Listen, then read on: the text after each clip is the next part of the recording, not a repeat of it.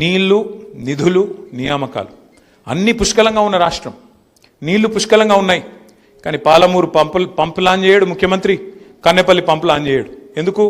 మనకేమో గురువు జయశంకర్ గారు, ఆయనకేమో గురువు పక్క రాష్ట్ర ముఖ్యమంత్రి.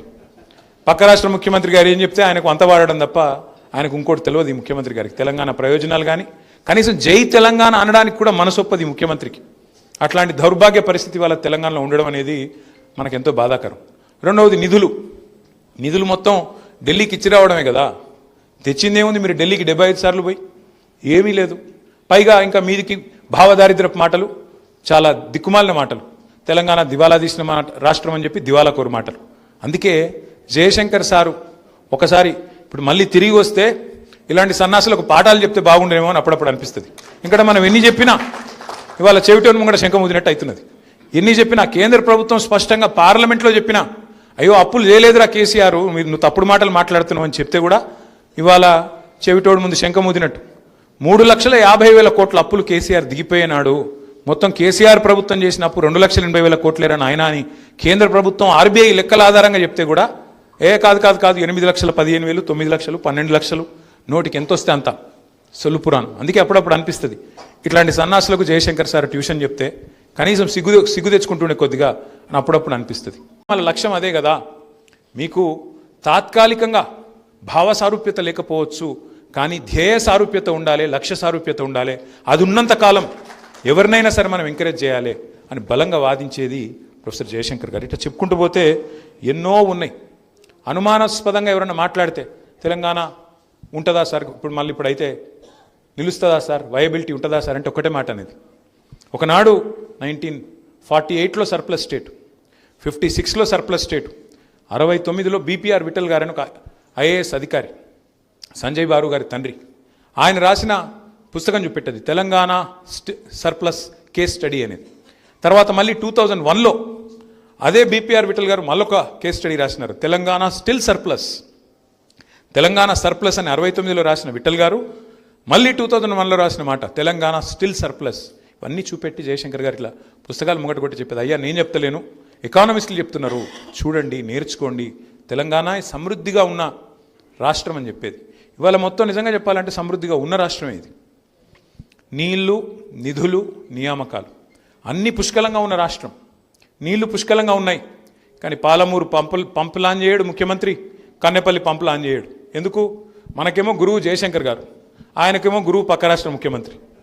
పక్క రాష్ట్ర ముఖ్యమంత్రి గారు ఏం చెప్తే ఆయనకు అంత వాడడం తప్ప ఆయనకు ఇంకోటి తెలియదు ఈ ముఖ్యమంత్రి గారికి. తెలంగాణ ప్రయోజనాలు కానీ కనీసం జై తెలంగాణ అనడానికి కూడా మనసొప్పది ఈ ముఖ్యమంత్రికి.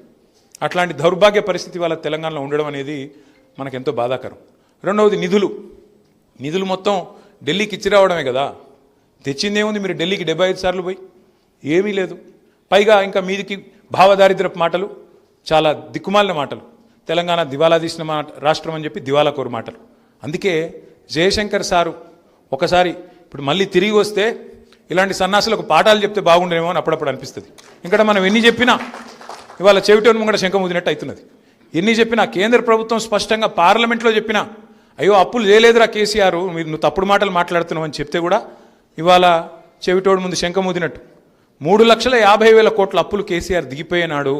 మొత్తం కేసీఆర్ ప్రభుత్వం చేసిన అప్పు 2,80,000 కోట్లేరా నాయన అని కేంద్ర ప్రభుత్వం ఆర్బీఐ లెక్కల ఆధారంగా చెప్తే కూడా కాదు 8,15,000, 9 లక్షలు, 12 లక్షలు, నోటికి ఎంత వస్తే అంత సొల్లుపురాను. అందుకే అప్పుడప్పుడు అనిపిస్తుంది ఇట్లాంటి సన్నాసులకు జయశంకర్ సార్ ట్యూషన్ చెప్తే కనీసం సిగ్గు తెచ్చుకుంటుండే కొద్దిగా అని అప్పుడప్పుడు అనిపిస్తుంది.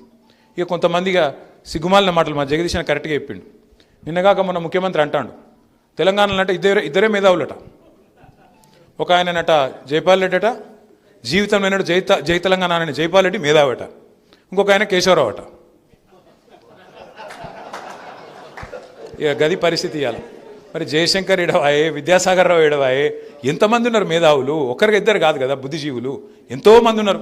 పోనీ మా ఊళ్ళ పేర్లు చెప్పకపోతే అందుకు నీకు మనసు ఒప్పకపోవచ్చు. మరి కోదండరాంకి ఏమైంది? ఆయన నీతోనే ఉన్నాడు కదా, ఆయన పేరైనా చెప్పకపోతే ఆయన చెప్పుకోవట్టే ఏం కావాలి ఇప్పుడు కోదండరాం గారు? ఇంకా వేరే వాళ్ళు సెల్ఫ్ స్టైల్డ్ ఇంటెలెక్చువల్స్ వాళ్ళు ఏం కావాలి? అంటే ఇంత భావదారిద్ర్యం పనికిరాదు ముఖ్యమంత్రి గారు. తెలంగాణ వాళ్ళ గొప్పతనాన్ని కూడా గుర్తించడానికి, గౌరవించడానికి సంస్కారం నీకు లేకపోతే నువ్వెట్లా ముఖ్యమంత్రి అవుతావు తెలంగాణ సమాజానికి? బాధ ఎక్కడ అనిపిస్తుంది అంటే నియామకాలు, పిల్లలు కొట్లాడుతూ ఉన్నారు. ఇవాళ ఆ రోజు కేసీఆర్ గారి ప్రభుత్వం 2,32,000 ఉద్యోగ నియామక పత్రాలకు నోటిఫికేషన్ ఇచ్చి నియామకాలకు నోటిఫికేషన్ ఇచ్చి 1,60,000 ఉద్యోగాలకు నియామక పత్రాలు కూడా ఇచ్చింది. కానీ బదనాం ఎట్లుంటుందంటే ఇవాళ రేపు ప్రపంచం ఎట్ట తయారైందంటే సోషల్ మీడియా వచ్చినాక నిజం కడప దాటే లోపల అబద్ధం అంగిలాగేసుకుని ఊరంతా తిరిగి వస్తుంది. అట్లా అయిపోయింది. ఉద్యోగాలు ఏలే అని చెప్పి మొత్తం పిల్లగానే రెచ్చగొట్టిండ్రు. 2 ఉద్యోగాలు ఊడగొట్టుండ్రి. కేసీఆర్ కేటీఆర్ ఉద్యోగం ఊడగొట్టుర్రి. మీకు మొదటి సంవత్సరంలో 2 లక్షల ఉద్యోగాలు ఇస్తా అని చెప్పి ఆశ పెట్టిపోయిండు అశోక్ నగర్లో రాహుల్ గాంధీ. ఇవాళ మరి ముఖ్యమంత్రి గారు చెప్పాలా, రాహుల్ గాంధీ చెప్పాలా? ఎందుకు ఇస్తలేవు మరి ఉద్యోగాలు? ఇప్పటి వరకు 2.5 సంవత్సరాలు అయిపోతే 10,000 ఉద్యోగాలు కూడా ఇవ్వలేకపోయిందని ఈ ప్రభుత్వం. వాళ్ళని జయశంకర్ సార్ చూస్తలేడు అనుకుంటున్నారు. ఇదాన్ని నీళ్లు, నిధులు, నియామకాలు సమృద్ధిగా ఉన్నా, అంగట్లో అన్నీ ఉన్నా, అల్లుడి నోట్లో శని అన్నట్టు ముఖ్యమంత్రి కాంగ్రెస్ వాడు కావడం, కాంగ్రెస్ అనే ముదనష్టపు పార్టీ, దేశమంతా వదిలించుకున్న దరిద్రం కాంగ్రెస్. కానీ మనోళ్ళు తెచ్చి ఆయనతో పొరపాటున నెత్తి మీద రుద్దుకున్నారు.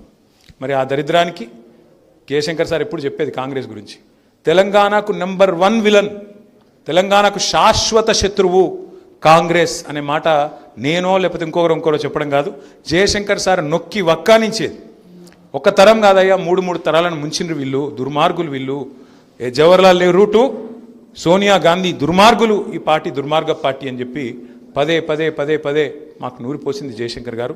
అందుకే వారి ఆశయ సాధన కోసం, తిరిగి తెలంగాణను పట్టాలు ఎక్కించడం కోసం, వారి మానస పుత్రిక అయిన తెలంగాణను మళ్ళీ తిరిగి తెలంగాణ సాధించిన నాయకుడు కేసీఆర్ గారి చేతిలో పెట్టడం కోసం మనందరం కష్టపడడమే జయశంకర్ సార్కు మనం ఇచ్చే నిజమైన నివాళి, వారికి మనం ఇచ్చే నిజమైన గౌరవం అవుతుందని చెప్పి కూడా మళ్ళీ ఒకసారి తెలియజేసుకుంటూ, నాకు ఇంకా కొంతమంది సీనియర్లందరికీ నేరుగా మేము ప్రకాష్ అంబేద్కర్ గారి దగ్గరికి వెళ్ళాలి, దయచేసి మాకు వెళ్ళడానికి అనుమతి ఇవ్వాల్సిందిగా కోరుతూ, మా భరత్ అన్నకు మిగతా అన్నలందరికీ కూడా పేరు పేరు నమస్కారం. జై తెలంగాణ.